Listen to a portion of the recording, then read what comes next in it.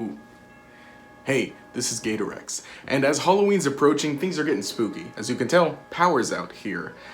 So it's gotten me thinking about, well, scary things in Pokemon. I already did a video a while ago talking about some of the things in Pokemon that have scared me, but I realize a lot of things in Pokemon are actually meant to be scary. Now, topic is actually something that I've been thinking about for a while. In Detective Pikachu, there is one specific scene, and if you've seen the movie, you'll know what scene it is as I explain it. In this scene, Tim and Lucy, along with Pikachu and Psyduck, are exploring some of the secret labs where Mewtwo was once held.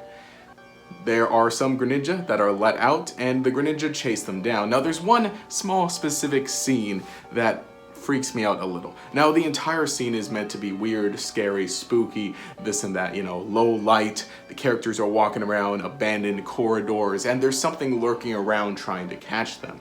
When they're first introduced to the Greninja, when they actually show up, Tim finds Lucy and Psyduck being held by one of the Greninja hanging from the ceiling, and there's the whole thing where the saliva drips, and it's cool. It's a cool sequence, and honestly, it's something that I didn't expect to see in a Pokemon franchise. It's a cool sequence. And then, it kind of goes into a chase scene. Eventually they lead outside, and it doesn't get as spooky.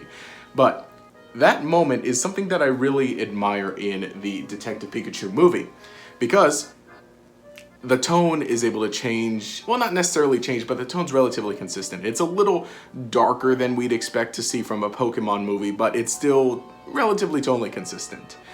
You could make an entire horror movie based on Pokemon with that sequence alone. An abandoned lab, some weird enhanced Pokemon chasing around our heroes, and again, especially if they're dark types like Greninja.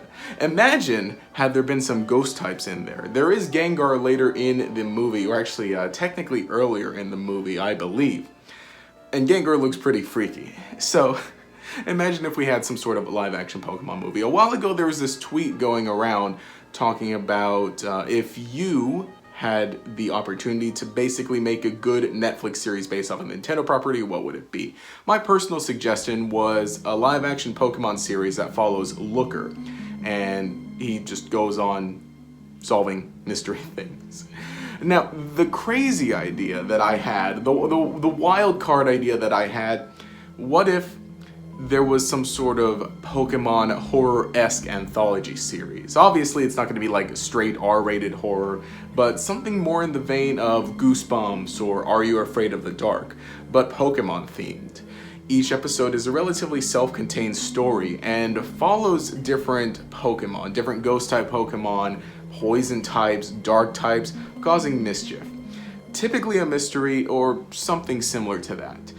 One great thing that I loved about Ultra Sun and Moon was the Haunted School side quest, if you can call that. It's pretty much a side quest, but I really loved that, and I think that's ripe for adaptation into anime or even live action. I don't know if really we'll get any more live action Pokemon stuff, but it would definitely be neat to see something like that. Obviously, this is just a big idea, a big crazy idea that's obviously not going to happen, but I think the chances for something similar, at least animated, to happen is possible. We did see with Pokemon Generations a few years ago, kind of an anthology animated series that adapted different parts of the video games into about a 5 or so minute animation, and it was really great to see.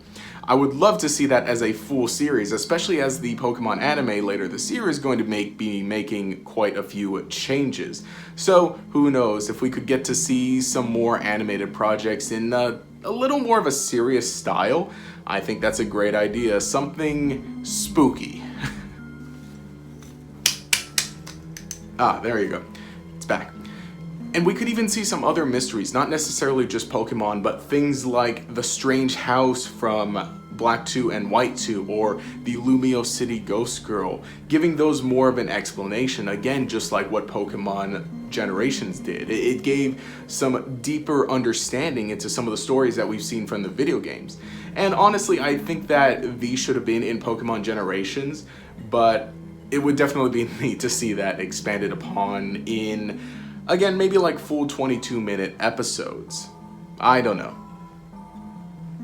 Alright, well, Power's back, apparently. So, anyway, let me know what you think down in the comments below. What would you like to see going forward for Pokemon, the anime, additional animated projects, live action, and how can we make it spooky and scary? A weird little discussion that I wanted to bring about, but definitely that's my idea, that's my pitch. Basically, Goosebumps, Are You Afraid of the Dark, but Pokemon, with ghost types and ghost people.